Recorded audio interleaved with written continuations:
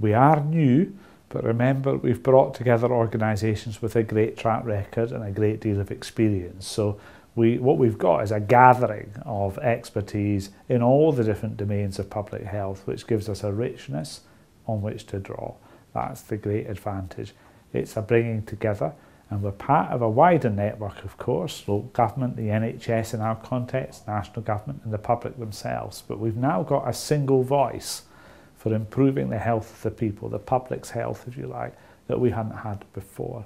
And what we're learning is how to use that and how to bring that strength to bear and how we tell the story about how you improve the health of the people and who's got to do what in order to achieve that. Now that's the great, and that's where the fun, is. And it is fun, and you know, we're having arguments all the time. Sometimes we're creating the arguments, sometimes we're in there trying to solve sometimes we're just having an argument, and it seems to me that, you know, good public health, or thinking about the public's health, is about being where others aren't. Sometimes in quite an irritating way, and where the politicians say, we'd rather you didn't say that, or the media get terribly excited by something we've said, or the professions say, are you sure? Do we have sufficient evidence? And what we're in is a great space to be saying, look, actually what we're trying to do here is improve the health of the people, and we're trying to close the gaps between the ones that have and the ones that don't have, and that's everybody's responsibility. It's not just mine, it's not just Public Health England's, but it's a great leadership responsibility. What's not to like about a mission that says you have to protect and improve the health of the people? Full stop, discuss.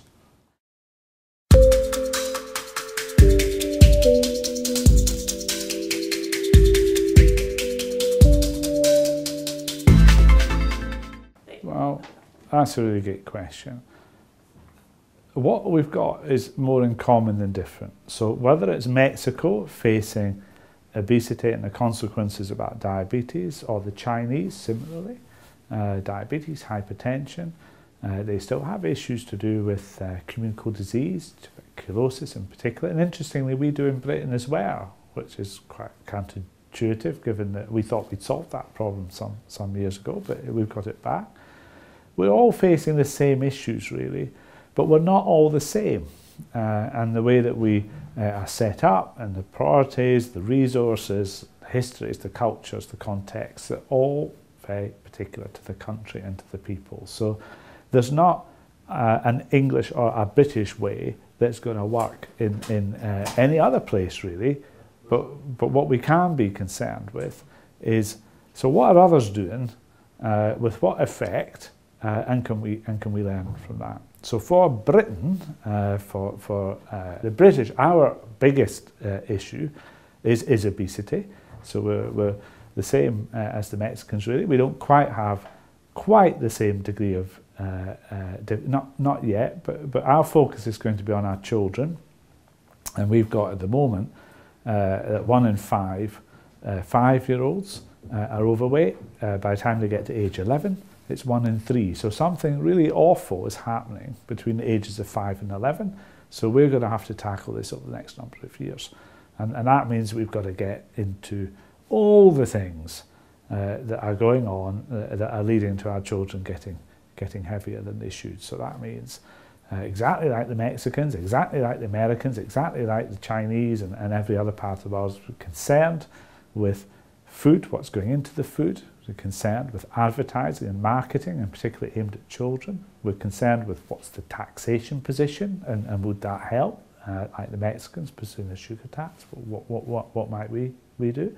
And crucially, things like the accessibility and availability of food. So, you know, how density of fast food outlets and proximity to schools, and nothing in that is unique to Britain. It's a wild issue, but what's unique to Britain is how we might address it, which is why we have to be concerned for. So what are others doing? But ultimately, is it going to work here?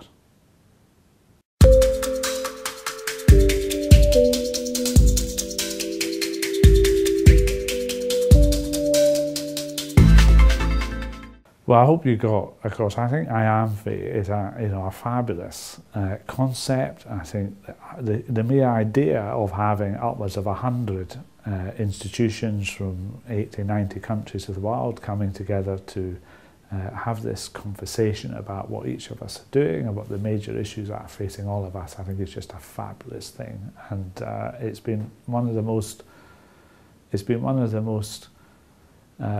energizing new knowledge for me, almost towards 4 decades of working in healthcare, to discover that there's an organisation called IANPHI that is just as concerned as we are in Britain about the things that are making the greatest difference or causing the greatest difficulties for the health of our people. If that's not energising, I don't know what else is. I think it's great.